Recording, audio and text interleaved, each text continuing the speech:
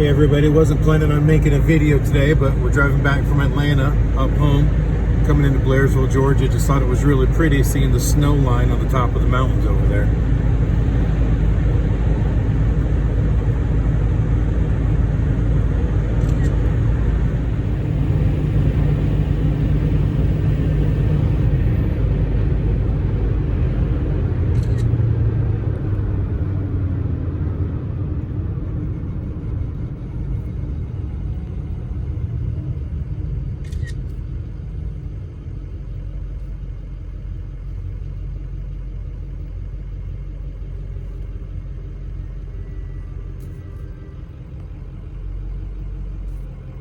Hello everybody, how's everyone doing today? Amsel Adam here again, and today we're back up at the Kenworth doing some more work on it. And what we're starting with is, if you remember in the last episode, I pulled the refrigerator out and we weren't sure whether that refrigerator even worked or not. There is a light on the dash, which I'll show you here in a second. And then there's a switch back here in the sleeper, but we couldn't see that anything was happening when we turned the switch on. The light wasn't lighting up, couldn't hear anything audible from the fridge saying it was running. So we're just going to test that circuit here to make sure that it's all good. So there's the light on the dash. You can see where it says refridge on. And back here in the sleeper, there's the button there that says refrigerator on and off. So what I've done is I've hooked up my power probe, and we're going to test the circuit. Try to get this set up where you can see what I'm doing. So right here, you can see you got a white wire and a red wire. I'm going to assume that the white wire is for the ground circuit. And if you can see that, we definitely have good ground continuity with no resistance. Check the positive side, and there's no positive there. So let's turn on the switch and see if we can get power. All right, so now the switch is in the on position. Again, ground continuity is good. Go to the positive. And look, we have positive 12.3 volts. So all that should be good. Now we know the switch is good. We know the wiring is good. And I'm looking at the dash and the light is on. A little puzzling. You can clearly see that the light is on now.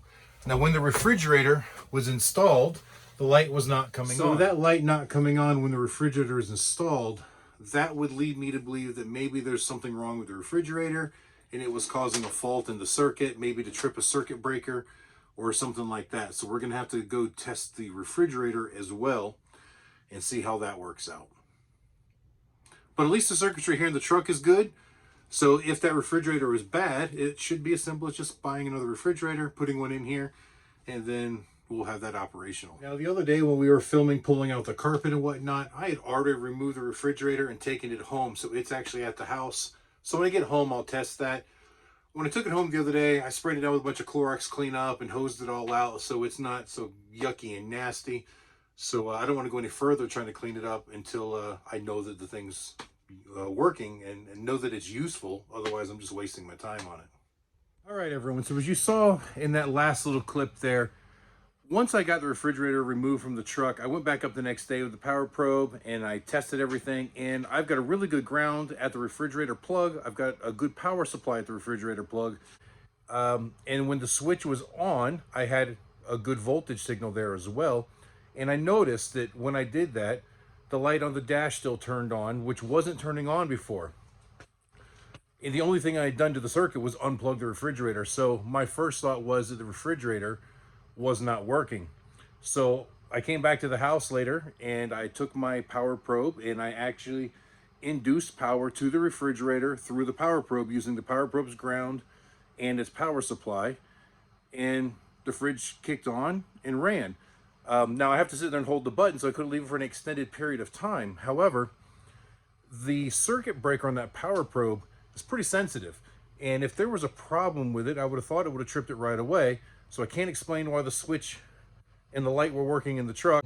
We're gonna do a more long-term test on the refrigerator. So here in the shop, what I've done is I have this Pyramid 12-volt power supply.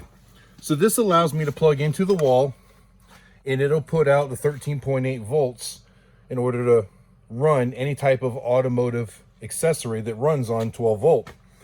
So here's the plug for the refrigerator. You see it's got two spade type flat terminals in there. And this uses the post, and these kind of screw on to make the connection there. So what I've done is I've made up this little wiring harness. Just real quick, nothing fancy, but it's got the two ends that I can put under the spade terminals inside that plug. And then I put a couple of these on here so that I can hook them like that over this. So we're gonna get this hooked up and see if we can do a more long-term test on this refrigerator. Let's turn it on and see what it does. All right, the normal light is on. I can hear the refrigerator humming. Now you notice I did not add a fuse in this line because this is already fuse protected. But when in doubt, always throw a fuse or some type of circuit protection in there when you're running power to any type of a load device. But I think here we should be okay. So we're running. So I think what I'm gonna do now, so we're running, and I think what I'm gonna do now is I'm gonna take an ice cube tray or just a small thing of water, and I'm gonna put it inside the refrigerator. Actually, I'll probably use two. I'll put one up in the freezer compartment and I'll put one down the refrigerator spot. That way I can actually take temperature of it later on as it runs. This will probably sit here and run for a day or two at this point, just so I know that it works. With some of these smaller type refrigerators, sometimes it takes almost 24 hours before you can see if they come up to temperature or not. So obviously I wasn't gonna stand here with the button pressed on my my power probe to do such a long-term test. An empty container, filled it with some water, and the lid for that container I also filled with water just to see if we get any ice up there. So we're gonna close this up.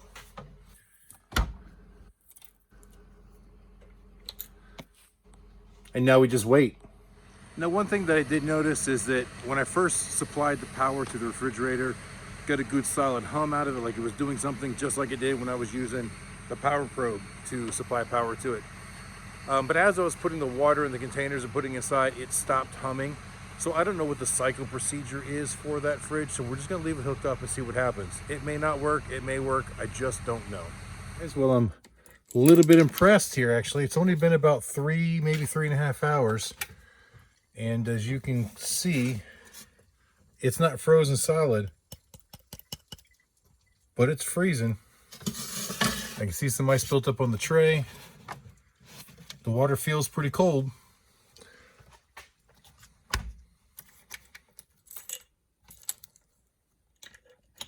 So that's looking like really good news. So it's getting late in the day. I'm just gonna let it sit here overnight. We're gonna come back and check on it in the morning.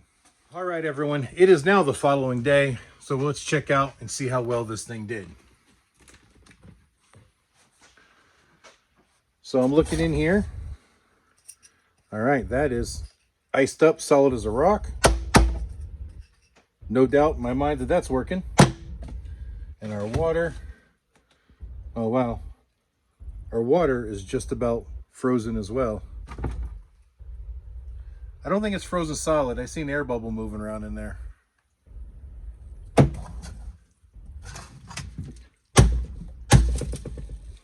Yeah, there's a little bit of wetness in there, but it's probably, well, let's let all the water run out.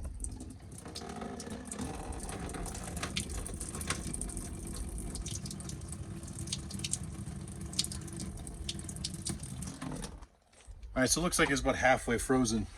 There's a temperature controller in there, and it looks like it's on max. So with it being on max, I should just be able to turn this down some and avoid what's down here from freezing.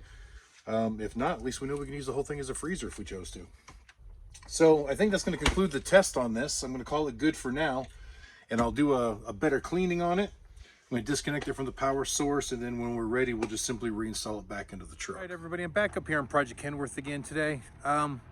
The main reason I came up today is because we had some rain last night, and I believe that there's water getting into some of these lower storage boxes, not into the cab area, and I can't see anything visible, so I'm going to try to track down where it's coming from.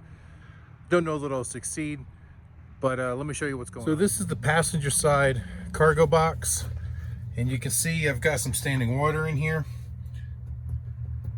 I'd say it's probably about 1/4 inch deep right there. And it looks like the seams up here are a little bit wet. Definitely wet. Now the truck is slanted a little bit towards this side, so it doesn't mean the water's coming in on this side. I'll take her around to the other side and show you.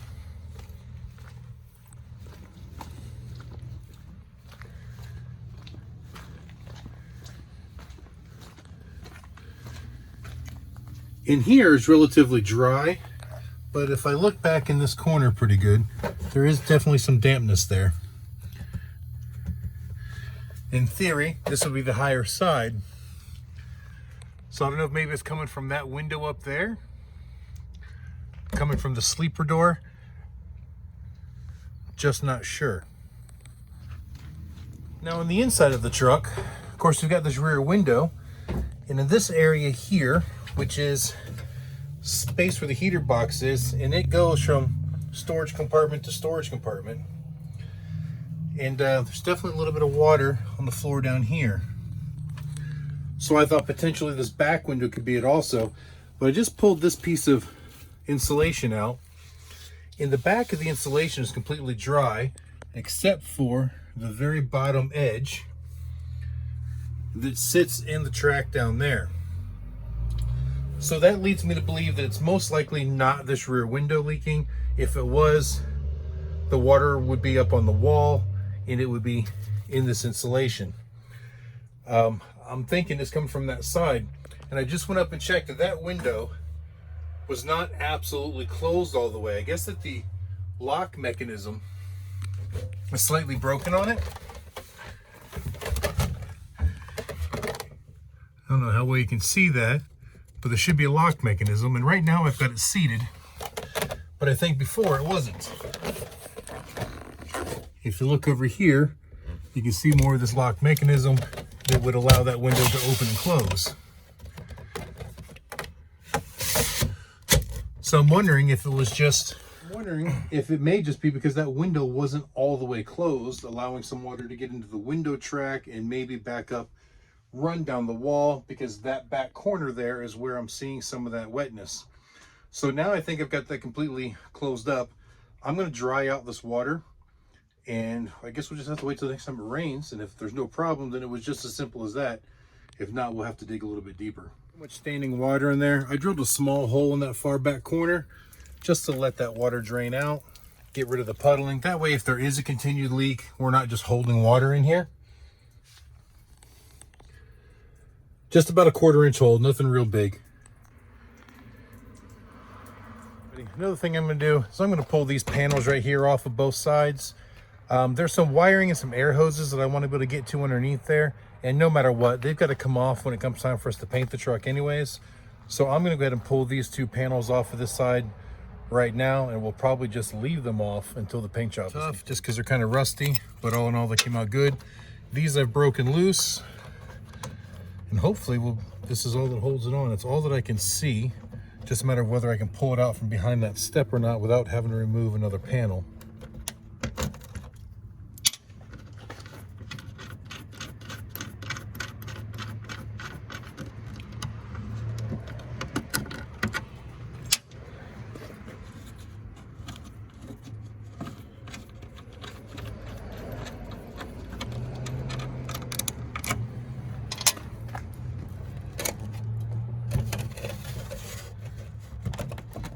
Well, there's definitely something else holding it on. I'll need both hands to figure it out. All right, there's 2 more bolts right down underneath here. To make it easier to get to, I'm going to have to pull this step off. It's already missing 2 of the bolts. It's kind of wiggly, so it looks like just the 1 bolt here, and I should be able to get that off of there.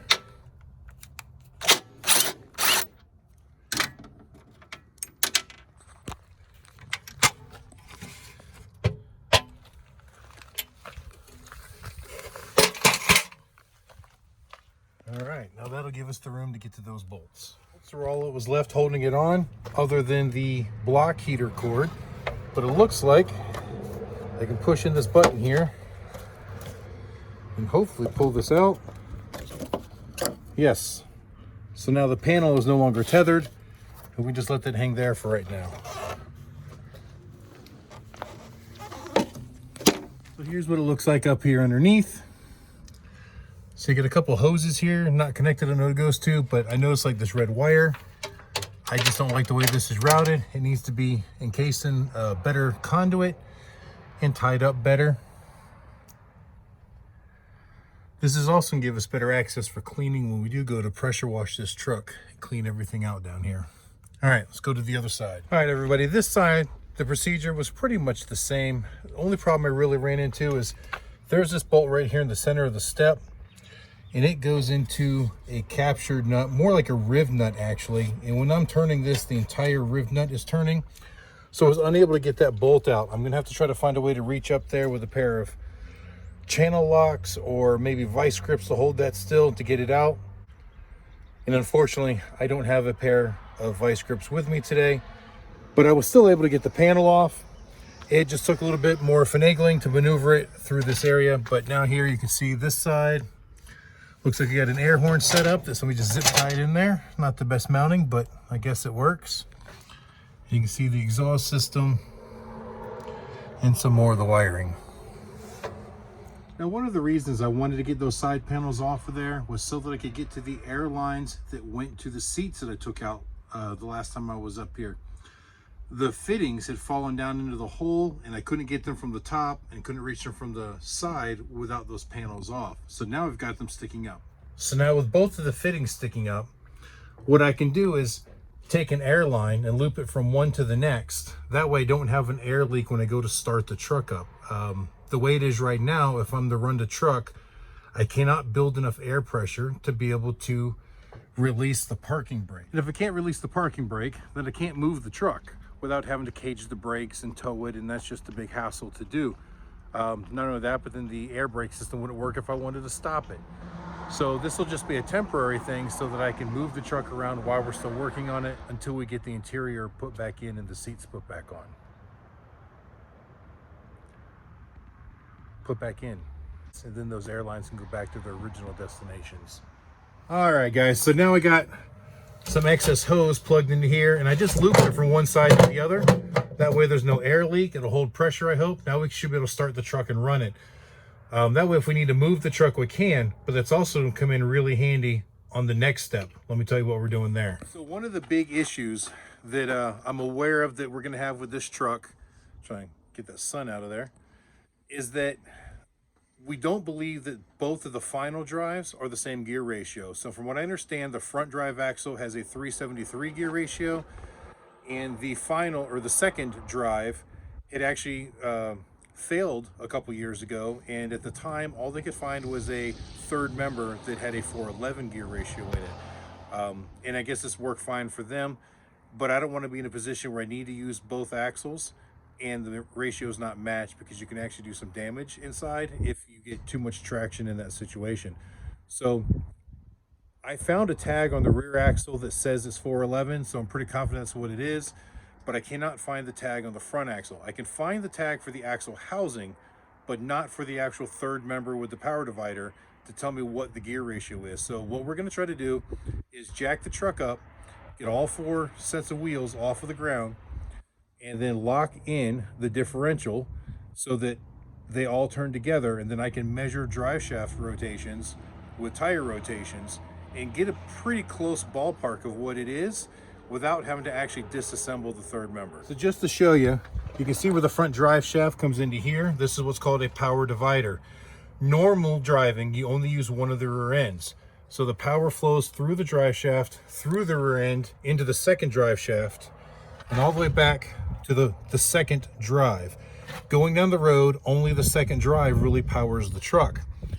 When you need both drives, you flip an air switch inside and it sends air to a chamber on this drive unit, and it locks that drive shaft into the front drive pinion gear, which then drives the ring gear and allows both axles to work together, kind of like four-wheel drive, but they're both on the rear. So that's why we need the truck to run. We need that air pressure so that we can actually lock the drive in place. Otherwise, when we spin the wheel, the differential is going to split everything and not give us an accurate reading. All right, everyone, another thing I'm doing here, since I've got the air hose hooked up and we're going to jack up the rear end, taking a few minutes here. I'm jacking up the front end as well, just so I can spin these wheels by hand, listen for any noise, check for any play or slop. all feels really good. I'm not familiar with this hub setup yet. The hub setup on my other truck has got the rubber cap in the middle that you can pull out, and you actually fill it with like the 80-90 gear oil. So I'm gonna have to do some research on this. I don't know if it's a sealed hub or if it's got to get filled still. There is a cap on one side, so you may have to fill it from one place or from the top to a certain level. I'm not real sure just yet. But I'm gonna do this on both sides just to make sure there's no wheel bearing problems or anything like that with it. Done the same thing to the driver's side. So both of the front wheels rolled really good, no resistance, no slop. You know, up and down, top to bottom, forward and back, left to right. Everything seems good and tight on there. I have no reason to believe that there's any issues. We will still get down there with a pry bar when the weight's back on them and check for play in like the steering rods and so on and so forth. You know, because this is new truck dust, we just want to go through everything and make sure that there's nothing we're overlooking, so that when we get out there on the road doing an actual paying job, that it doesn't just break down and leave us stranded someplace. At least not something we could have prevented ahead of time. Like I said before, in trucking, there's no guarantee that you're not going to break down. It's impossible to guarantee that. But by taking the time to at least look at some of these things, you can at least minimize those chances and have a reasonable expectation of reliability. So hopefully that'll all go well. All right, everyone, now that that's done, we're going to move to jacking up the back and do what I said about trying to get an accurate measurement of what that rear end gear ratios are. If I'm set you up on the tripod and do a time lapse on that, one, because we got the truck running to have an adequate air supply to run the jack and keep the power divider locked. So there's gonna be a lot of noise interference there, and it's gonna be a little bit time consuming. So this way, as far as you guys see it, we're gonna zip right through it at lightning speed.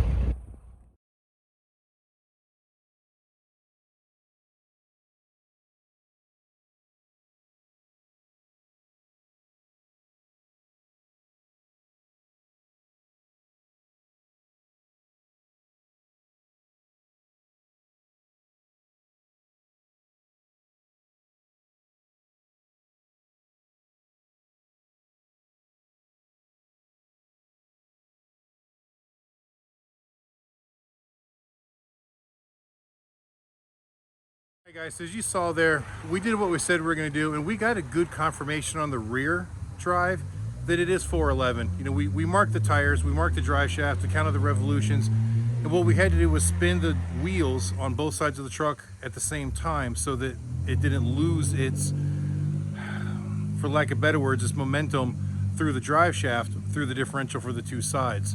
I know I'm saying that wrong, but those of you who understand how differentials work know exactly what I mean. And we got just between 4 and 4 1/4, so I have no doubt that the tag on the rear end is correct. It's probably 411.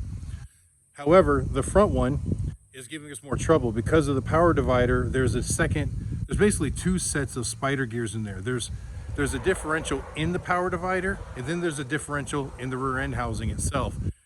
So we're only getting like 1.75 turns on the drive shaft for every one rotation of the wheels, and that's with none of the other wheels turning. So the power isn't going to any other wheels. So somehow we're losing it in that thing there. So not really sure what we've got.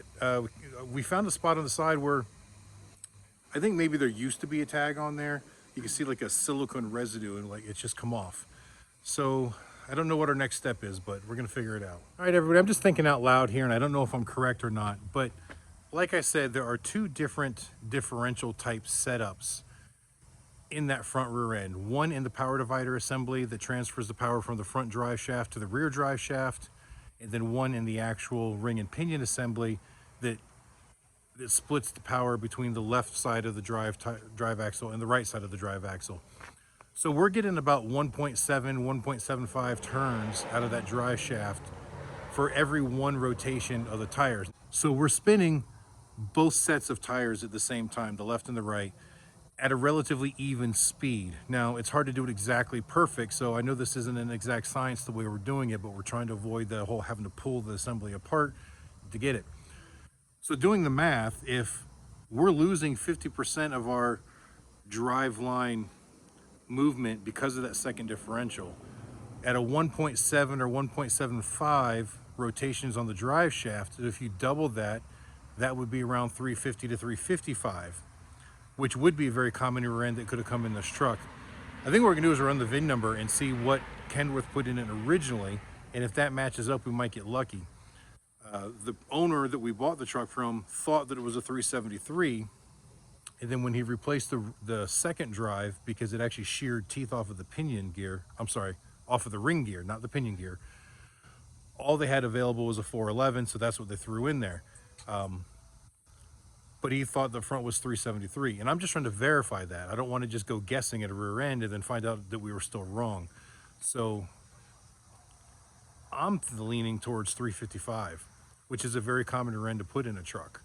So if any of you have any experience with that or know where my math might be wrong, and I know it's tricky with the power divider, with the second drive, it was really, really easy. I mean, we got it right off the bat. It's the same way we've done it on cars for years and years and years without having to disassemble the whole assembly.